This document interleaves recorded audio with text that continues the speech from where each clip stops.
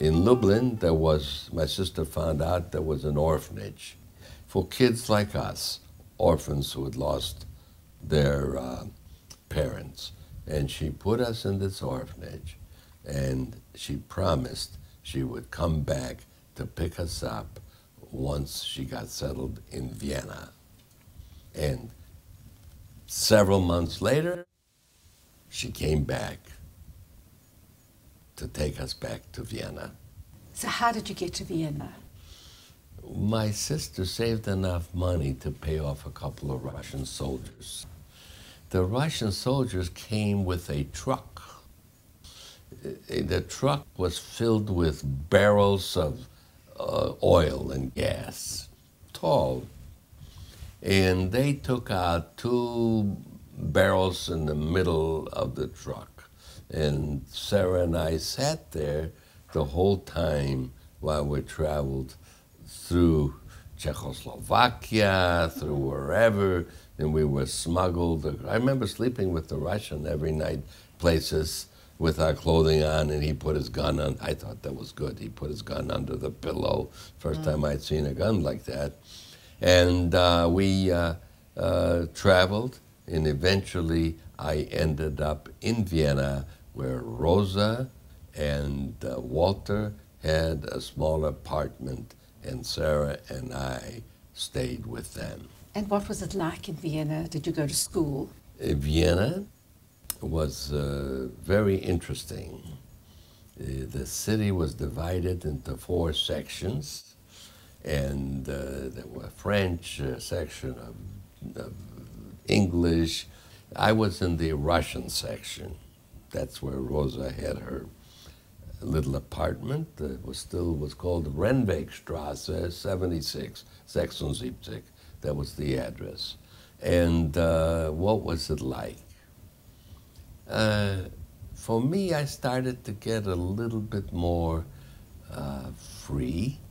I was not in a concentration camp. I was not in a orphanage. And they put me into school. They placed me in a school nearby. And I was placed in 2nd grade. I didn't speak German, but I had to learn it pretty fast. That wasn't hard because it's similar to Yiddish, Yiddish Jewish, and I picked that up very, very fast. I think after a year and a half, I knew it as well as anybody. And what was it like? We were just a bunch of little kids.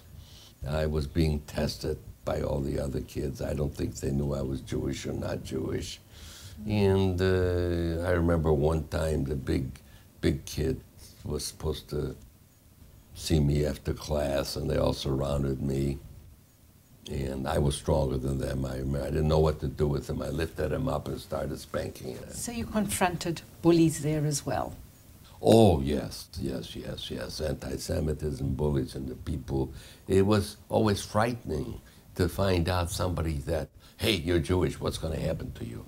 If somebody finds out you're a Jew, you could be killed, you could be isolated, you could, who knows? You never felt safe. Austria was one of the most anti-Semitic countries in Europe. And with all of this happening, still having to have your antennae out there, not really feeling secure as such. Never. You had to apply yourself to the academic side of the school as well. Yes. Did you have enough space in your head to do that? Or do you remember anything you learned when you were there? Yes. It's interesting. I think that I must have been fairly smart. I had to memorize a lot of poetry, and I still remember all the poems that I learned. Ich weiß nicht, was soll es bedeuten, dass ich so traurig bin. Ein Märchen aus alten Zeiten, das kommt mir nie aus dem Sinn. Die Luft ist kühl und es dunkelt und ruhig fließt der Rhein. Der Gipfel des Berges funkelt in Abendsonnenschein. That's only one poem. I knew every poem there was. I think I learned a lot of stuff. That was the Lorelei, a very famous one. And I had to memorize and learn, and I learned. I picked things up. I had a thirst for knowledge. So, how did you get to America? I know, and what were your feelings about America when you first came? Because I know as an immigrant, I'd first visited America and fell in love with the country. And when I immigrated finally with my family, I knew this was a place, the only place I really wanted to be. I want to know your thoughts, how you felt after all you'd gone through. How I came to America. How you came. Okay, when I was out in Vienna, there must have been people looking for orphans like me. Because every once in a while they would say somebody was looking for you and I was out playing soccer and so on. But sooner or later, my sister, Rosa and Walter decided that I would have a better, Sarah and I would have a better opportunity in America or Israel. Mm-hmm. And there was an organization in the United States Organization for Rehabilitation of European Children. I think it was started by one of the people was Eleanor Roosevelt, Mrs. Roosevelt, the president's wife. And that's the group I finally came with and ended up going by train to Bremerhaven. Bremerhaven is the place where the ships leave. But anyway, we continued on to a ship called the Ernie Pyle. It was on the ship, must have been 6-7 days. It was an old, I guess, Army ship. It's named after Ernie Pyle, who was a reporter, famous reporter for the United States. He died in battle. And so the ship was used for the Army. It wasn't a fancy ship. It was layers, and it was a tough ride to going across the Atlantic. At one point, I was sitting outside, and a big wave came and almost washed me off. Lucky I held on. But getting to the United States, I had heard about the United States at that point. I know that Americans were chewing gum. We called it cow gummy. Cow. Just a cow, you know how cow chews. And that I'd heard that Americans eat steak. That was good. And I had heard that Americans sit and lean back and put their feet on their table. That sounded good to me. And I couldn't speak any English. So I learned 3 words on the ship. They were yes, no, and Coca-Cola.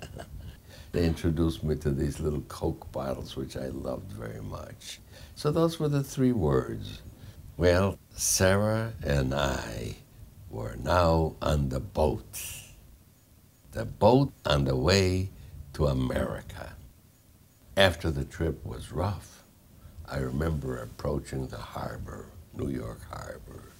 That was calm and peaceful.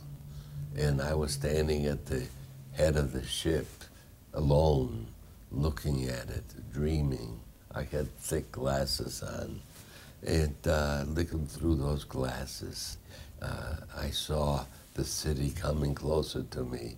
And off to the right, I saw what I had heard of was that little lady that we all see. It was the Statue of Liberty. It was just a beautiful sight. And I was thinking and dreaming, where am I going? Who is going to stay with me? What will life be like? It was all of these unknown questions, because we had no relatives. I had no idea where we were going, what was going to happen, and all of these thoughts. And they were all positive thoughts. I mean, what could be bad? I'd already experienced everything else that was bad. So I was thinking of nothing but good things.